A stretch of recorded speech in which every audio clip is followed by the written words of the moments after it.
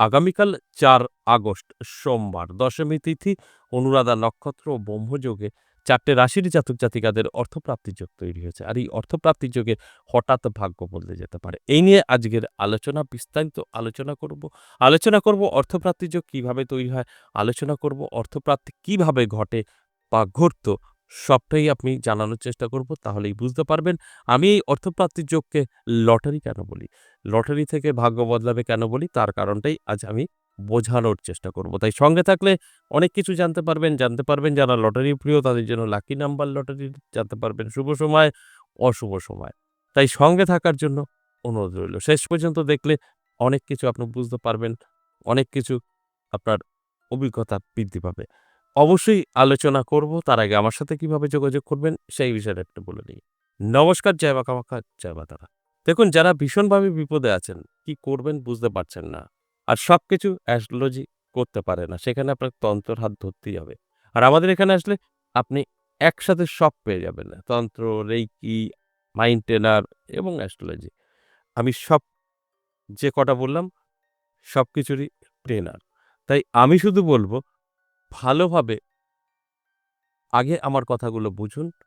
তারপর আপনারা আমার সাথে সাক্ষাৎ করার জন্য যোগাযোগ করুন। সাক্ষাৎ করবেন কোথায়? দেখুন ২ টো জায়গায় আমাকে পাবেন। এক তারাপীঠ, এক হচ্ছে আমার নিজের মন্দির, নদিয়া বীরনগর। আর তারাপীঠ সকলেরই চেনা। সেটাও আগে থেকে বললে তারপর কিন্তু আপনারা নাম লেখালে তারপর কিন্তু আপনাদের এই ২ টো জায়গার কোনো একটি জায়গায় আপনারা আসতে পারবেন। যাদের ভীষণ সমস্যা আছে তারা তারাপীঠ এবং আমার নিজের মন্দির এই ২ টো জায়গার কোনো একটি জায়গায় এসে আমার সাথে বসে সাক্ষাৎ করতে পারেন। আপনার সমস্যা নিয়ে আলোচনা করতে পারেন। তারাপীঠ থাকছে ইংরেজি মাসের শুরু এবং শেষ যেকোনো। আর আমার নিজের মন্দিরে সপ্তাহে ৩ দিন থাকছি সোমবার, মঙ্গলবার, বুধবার। যেখানে ভালো মনে হয় অবশ্যই আপনারা আসতে পারেন। কেন আসবেন? দেখুন এই মুহূর্তে যে সমস্যাগুলো আমরা ফেস করছি, অবৈধ প্রেম, ভালোবাসা, বিচ্ছেদ, বশীকরণ, শত্রু দমন নানাভাবে আপনার বাড়ি নষ্ট করে রেখেছে শত্রু দ্বারা। এতে কি হচ্ছে আপনার বাড়িতে প্রত্যেকটা সদস্য একটা গ্রহদোষে পড়ে যাচ্ছে। প্রত্যেকের সাথে প্রত্যেকেরই একটা অশান্তি ভাব, কোনো মিল নেই। কেউ না কেউ অসুস্থ হয়েই চলেছে। মেডিসিন সবসময় আপনার ঘরে থাকছে এবং আপনি ঋণে জড়িয়ে যাচ্ছেন। ওই ফ্যামিলিতে যারা ব্যবসা করছে, ব্যবসা বন্ধর মুখে, চাকরি যারা করছে, যাবে করছে, সবকিছু নষ্ট হয়ে গেছে। সেক্ষেত্রে কিন্তু আপনাকে বুঝতে হবে বাস্তুটা আপনার খারাপ করে দিয়েছে এবং ওই বাস্তুতে আপনার স্ত্রী, আপনার সন্তান বা আপনার হাসব্যান্ড দেখবেন নেশাগ্রস্ত হয়ে পড়েছে বা আপনার সন্তান বা আপনার স্বামী ভীষণভাবে কথা শুনছে না। অন্যরকম একটা চালচলন আপনার নজরে পড়ছে। অর্থাৎ বাড়িটা নষ্টর মুখে, কারোর সাথে কারোর মিল নেই, ধার দেনায় জর্জরিত, যে যার মতন থাকছেন, অশান্তি, এগুলো বাস্তু খারাপের থেকে হয়।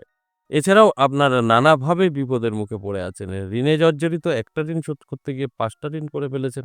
এই ধরনের কিছু যদি আপনার জীবনে থেকে থাকে, এটা অ্যাস্ট্রোলজির দ্বারা সম্ভব নয়। এটা তন্ত্র ছাড়া কোনো রাস্তা নেই।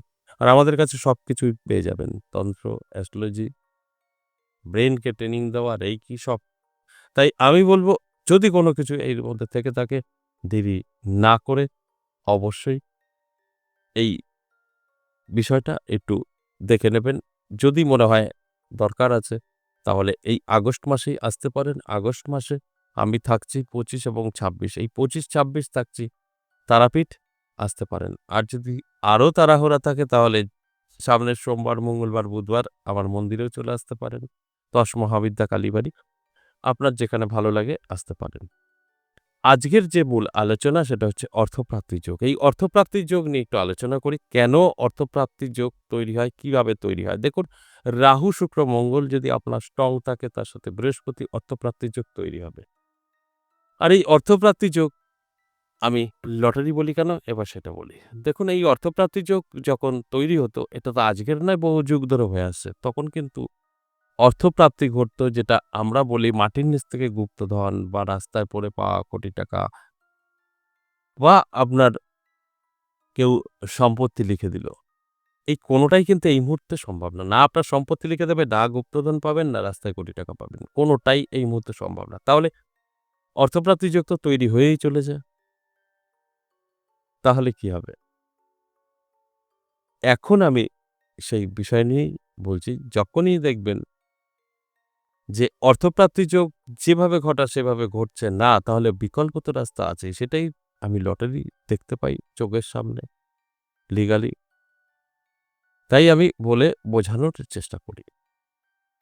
এরপর সম্পূর্ণ আপনাদের ব্যক্তিগত ব্যাপার। যদি মনে হয় যে না প্রয়োজন আছে, তাহলে অবশ্যই যোগাযোগ করতে পারেন। আর যদি মনে হয় যে না সব ঠিকঠাকই আছে, তাহলে আর তো কিছু করার নেই।